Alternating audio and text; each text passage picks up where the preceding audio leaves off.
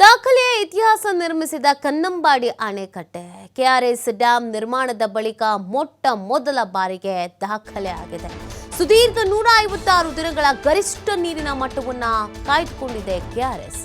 ಇಂದಿಗೂ 124 ಅಡಿ ನೀರು ಕಾಯ್ದುಕೊಂಡಿರುವಂತಹ ಕೆಆರ್ಎಸ್ ಡ್ಯಾಂ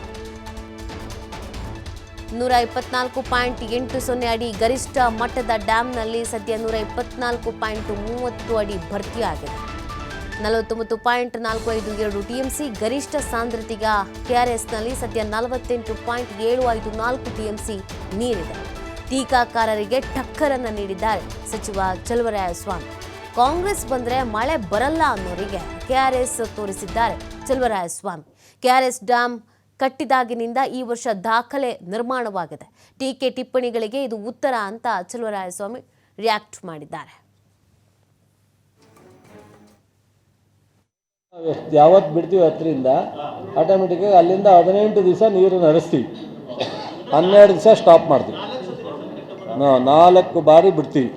ಮುಂದೆ ನೀರಿನ ಅವತ್ತಿನ ಪರಿಸ್ಥಿತಿ, ಮಳೆ ಬೆಳೆ ಪರಿಸ್ಥಿತಿ ನೋಡ್ಕೊಳ್ತೀವಿ. ಕಟ್ ನೀರಲ್ಲಿ ಮೇನ್ ಕೆನಾಲ್ ಮಾಡೋಕ್ಕಾಗಲ್ಲ. ಏನಾದ್ರೂ ಸಿವಿಲ್ ವರ್ಕ್ ಏನಾದ್ರು ಇದ್ದರೆ ಅಥವಾ ಯಾವ್ದಾದ್ರು ಕೆನಾಲ್ ಸೆಕ್ಷನ್ ಜಾರಿ ಮಾಡೋದಾದರೆ ಅಥವಾ ಬ್ಲಾಸ್ಟಿಂಗ್ ಮಾಡೋವಂಥದ್ದು 12 ದಿವಸದಲ್ಲಿ ಸಣ್ಣ ಪುಟ್ಟದ್ದು ಮಾಡ್ಬೋದು. ಕಾಂಕ್ರೀಟ್ ವ್ಯವಸ್ಥೆಗೆ ಹೋಗೋಕ್ಕಾಗಲ್ಲ.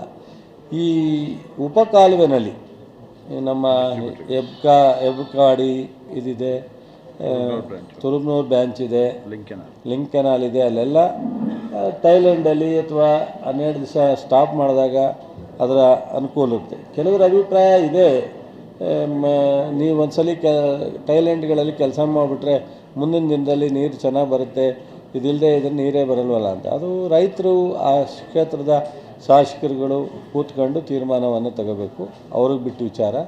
ಬಟ್ ಆದರೆ 12 ದಿವಸ ನಾವೇನು ಸ್ಟಾಪ್ ಮಾಡ್ತೀವಿ ಆ ಟೈಮ್ನಲ್ಲಿ ಮಾಡಲಿಕ್ಕೆ ಅವಕಾಶ ಇರ್ತಕ್ಕಂಥ ಕೆಲಸ ಮಾಡ್ಬೋದು. ಟೋಟಲ್ ನಾವು ಯಾವತ್ತು ಬಿಡ್ತೀವಿ 10ರಿಂದ